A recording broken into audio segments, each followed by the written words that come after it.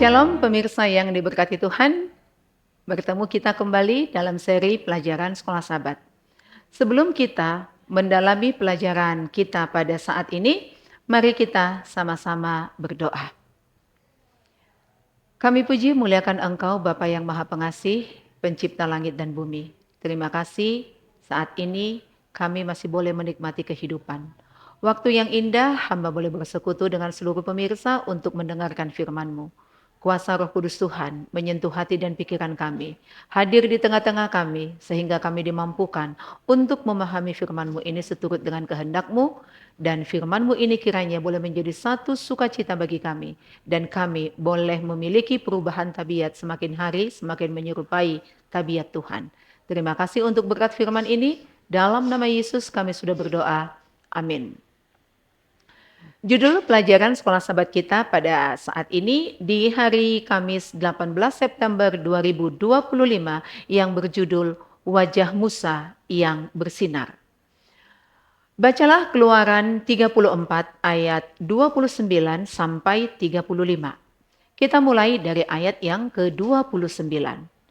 Ketika Musa turun dari Gunung Sinai, dan kedua loh hukum Allah ada di tangan Musa ketika ia turun dari gunung itu, tidaklah ia tahu bahwa kulit mukanya bercahaya, oleh karena ia telah berbicara dengan Tuhan. 30. Ketika Harun dan segala orang Israel melihat Musa, tampak kulit mukanya bercahaya. Maka takutlah mereka mendekati dia. 31. Tetapi Musa memanggil mereka. Maka Harun dan segala pemimpin jemaah itu berbalik kepadanya dan Musa berbicara kepada mereka. 32.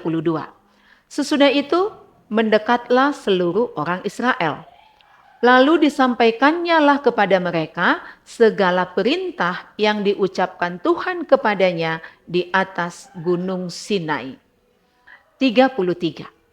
Setelah Musa selesai berbicara dengan mereka, diselubunginya lah mukanya. 34. Tetapi apabila Musa masuk menghadap Tuhan untuk berbicara dengan dia, ditanggalkannya lah selubung itu sampai ia keluar. Dan apabila ia keluar, dikatakannya lah kepada orang Israel apa yang diperintahkan kepadanya. Ayat 35.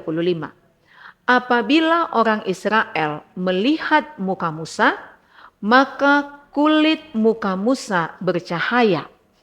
Maka Musa menyelubungi mukanya kembali sampai ia masuk menghadap untuk berbicara dengan Tuhan. Apakah yang menyebabkan wajah Musa bersinar-sinar?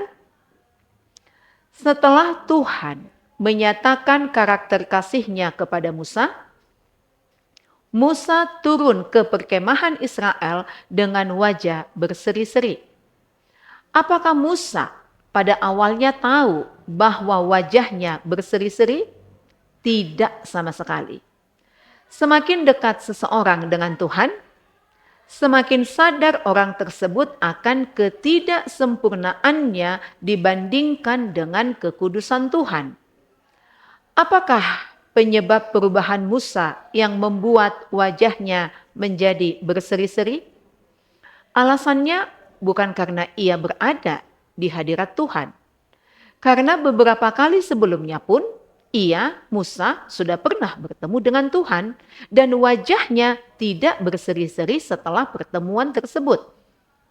Namun jika dia tidak pernah berada di hadirat Tuhan, wajahnya tidak akan pernah bersinar.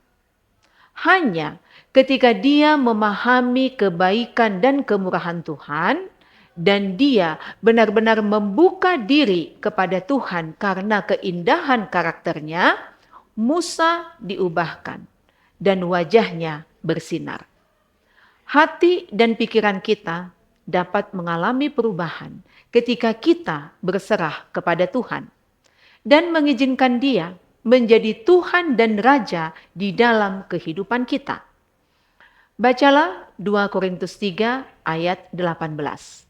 Dan kita semua mencerminkan kemuliaan Tuhan dengan muka yang tidak berselubung. Dan karena kemuliaan itu datangnya dari Tuhan yang adalah roh, maka kita diubah menjadi serupa dengan gambarnya dalam kemuliaan yang semakin besar. Bagaimanakah Yesus secara bertahap mengubah Anda menjadi serupa dengan gambarnya? Rasul Paulus membandingkan wajah Musa yang bersinar dengan Yesus Kristus dan bahwa kemuliaan Yesus yang ada di dalam dirinya, yaitu hukum Taurat dan kasih karunia, akan diwujudkan melampaui kemuliaan hukum Taurat Musa. Kristus bersama dengan hukumnya dapat terukir dalam karakter kita.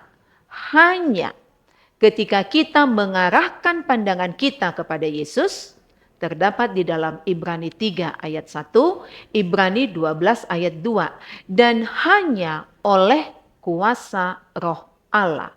Tertulis di dalam 2 Korintus 3 ayat 12 sampai 18. Musa adalah teladan bagi kita, yang menunjukkan apa yang dapat Allah lakukan bagi kita. Ketika kita mengizinkan Dia, Tuhan, mengubah karakter kita dan membentuk kita menjadi serupa dengan gambar ilahinya. Inilah yang Paulus maksudkan ketika ia berbicara tentang berjalan dalam hidup yang baru. Pemirsa bisa baca di dalam Roma 6 ayat 4. Area mana dari karakter Anda yang perlu mencerminkan karakter Allah dengan lebih baik? Mungkin setiap area, bukan? Namun bagaimana berfokus pada salib? Dan apa artinya dapat memberi Anda dorongan dan jaminan keselamatan? Tuhan memberkati. Mari kita sama-sama berdoa. Terpujilah Allah yang Maha Pengasih. Terpujilah Engkau untuk waktu kami boleh bersekutu bersama. Terpujilah Engkau untuk firman yang sudah kami baca dan kami pelajari bersama. Roh Kudus Tuhan yang menyanggupkan kami, menolong kami untuk memahami firman-Mu ini dengan baik. Roh Kudus yang sama boleh menjadi bahagian kami, menolong kami, menghaluskan, memperlembutkan hati dan pikiran kami, sehingga hari demi hari kami boleh lebih mengenal karakter Tuhan. Ketika kami mengenal karakter Tuhan, maka karakter kami pun akan diubahkan. Biarlah kiranya wajah Yesus yang berseri-seri akan menjadi bahagian kami. Wajah kami pun boleh berseri-seri karena kami mengenal Engkau sebagai Tuhan dan Juru Selamat kami. Sehingga dengan demikian, orang-orang di sekitar kami boleh lebih tertarik untuk lebih mengenal Engkau Bapa. Tolong kami dengan kuasa Roh Kudus-Mu supaya kami dapat melakukannya dalam kehidupan kami. Bapa, memberkati seluruh pemirsa kami dimanapun mereka berada. Dalam setiap pergumulan kehidupan mereka. Dalam segala usaha tangan pekerjaan mereka. Di dalam kesehatan mereka. Tuhan turut campur tangan. Biarlah kiranya Engkau yang berkarya. Sehingga seluruh pemirsa kami boleh merasakan kasih dan kemurahan Tuhan dalam kehidupan mereka. Pertemukan kami kembali esok hari. Supaya kami boleh kembali belajar bersama-sama. Terima kasih Tuhan atas segala kebaikan-Mu. Ampuni kami akan dosa dan kesalahan yang kami lakukan. Di dalam nama Tuhan Yesus kami sudah berdoa. Amin.